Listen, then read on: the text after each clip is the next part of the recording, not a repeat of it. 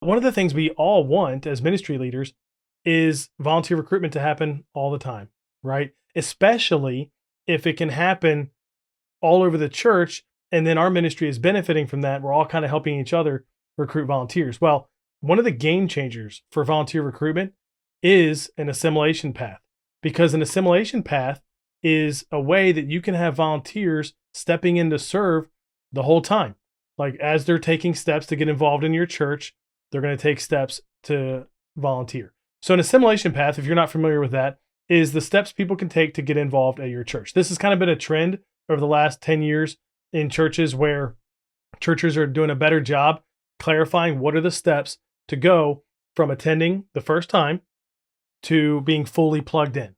Now, the reality is a lot of churches might have 20 things you could do to plug into a church. But what churches are doing, which I think is smart, is they're narrowing that down to 3, 4, 5, maybe 6 things, steps that you could take to get involved, to go from your first time attending to sticking around, staying at the church, being plugged in. And most churches, this is a whole separate video I'll have to record at some point, but most churches don't retain a high number of their first time guests. A church that's doing well probably keeps 30% of their first time guests end up sticking and attending. A church that's maybe doing average is probably in the 10 to 20% range. And there are many churches that don't even keep 10% of their first time guests. Well, part of that retention and doing that well is having an assimilation path that is clear, simple, and strategic. And so if your church has a good assimilation path, it's clear, simple, and strategic. It's clear, people can understand it, even if they're not churched and they're not familiar with your church. It's simple. It's 3 to 5, 6 steps. It's not 83 steps or something like that. It's strategic. Where does it make sense for them to go after this step? And then after that step, what makes the most sense? So some of those steps might include a new here area in the lobby, or like a welcome area in the lobby, some type of class that's for new people. Think of a new here class or church orientation or pizza with the pastor. I've heard of churches doing that kind of thing. The idea is let's give them another step that's simple after attending, after making themselves known at new here or by filling out a card or something like that, but before taking a big step like group or serving or giving or inviting. But those are some of the examples that churches put along their assimilation path.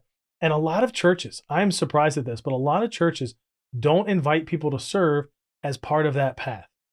Either because the path kind of ends at like a new here class and they just haven't really emphasized much beyond that. Or sometimes I see the emphasis on discipleship. So get them in a small group, get them in Sunday school, which I think is a great thing. But a lot of people, especially introverts, shout out introverts, comment if you're watching on YouTube, put a comment below if you're an introvert or an extrovert. A lot of introverts would rather serve first, because you're not forced to have conversations with people in a small group. You can serve, and then, kind of as a natural part of serving, you can get to know people. It feels a little bit safer. So serving could be one of the best steps for people to take early. Not before new here, not before maybe even a kind of a welcome class. But I think after that, serving could be one of the best steps for people to take to get involved at the church. And we all know that if someone starts serving, they're far more likely to stick for the long haul. So create an assimilation path if your church doesn't have one. If you have one, great. We'll just talk about how to adjust it. But if you don't have one, talk to whoever you need to talk to and create an assimilation path for your church. With Ministry Boost, one of the resources we've created is a new family retention plan. It's a bundle where we basically created a path, a process for new families in a church, what to do at this step and at that step, and different gifts and things you can give along the way to kind of incentivize that and make them feel welcome, and communication scripts that you can send to communicate with them from each step of the journey. So if you need to create one, you could certainly check out the new family retention plan at ministryboost.org, or just create your own path. Think about what is the first step somebody should take after attending. Usually it's one that's going to make them let them know who they are, give you their information, all that kind of stuff. What's the next best step? A lot of churches, it's some kind of a new here class, something, pretty quick, something that you're doing often enough that you're catching people early. And then you start getting into serving and groups and all that. So create an assimilation path That's 3 to 6 steps, probably. Could it be 7? Sure, maybe. But again, you just don't want to make it too complex. The truth is, it could be 12 steps, but maybe you just talk about the first 4 or 5 publicly, because again, you just don't want to make it seem overwhelming. There's a sense for all of us, I think, that we want to make progress. So an assimilation path, if you can make that known in your church to new attenders, I think there's something in all of us that wants to grow, wants to take steps. And if we can actually see the steps we can take, you're more likely to take them.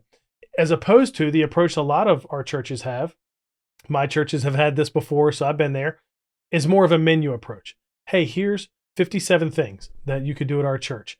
And usually it's not even like a menu. You can't just read the whole thing. It's just, you just presented with different things, an announcement that week about that option, and then another announcement next week about these other 3 things. You saw that mentioned in the lobby, that was written in the program, that's on the website.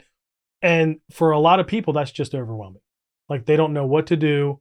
They're not even sure they want to do any of it. Choice overload sets in, and they don't take any steps. So create a clear assimilation path, 3 to 6 steps, and then make serving one of those steps for sure, and emphasize it well. I don't think churches emphasize this step well enough in their assimilation plans. If you can do that, that would be a game changer. And then let it go for 3 months or something like that, and analyze the effectiveness and adjust. So let it run for 3-4 months and see, okay, how many people, came for the first time. Let us know who they were. How many of them came to the new here class? How many of them started serving? Track that, and then see, okay, where is it not working? Is it working up to a certain point, and then is it falling off? We found that in our church. We felt like we were getting people to new here. We were getting them to the class, but then it was a pretty steep drop off getting them to serving and in groups, which was helpful to know, because then we could go, okay, let's try to fix that. We know the problem is right here. Let's try to fix this problem here. The rest of it is working, so we don't have to touch it. The thing I love about an assimilation path as a volunteer recruitment game changer is that if you get it right, it happens all the time. People are coming new every week. People are getting invited to your, new here class every week. And then over time, people are getting invited to serve. And depending on your role, like maybe you're the kids pastor, the student pastor, or something like that, this may not even be in your sandbox. You may not be leading this, but you could benefit from it, because whatever staff person is leading that, helping people take those steps, they're going to volunteer and start plugging into different ministries in the church, which will help volunteer recruitment overall. I mean, wouldn't we all love to have volunteers stepping into our ministries that we didn't even know, that we didn't even have to recruit, that we didn't even have to ask for, but they're showing up because our church has a clear assimilation path and people are taking next steps every week. That would be awesome, wouldn't it?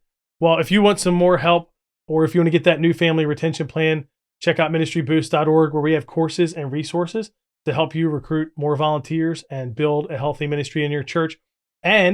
Or keep watching videos about these game changers. All of this comes from my book, The Volunteer Playbook. These game changers that I think really help move the needle when it comes to volunteer recruitment.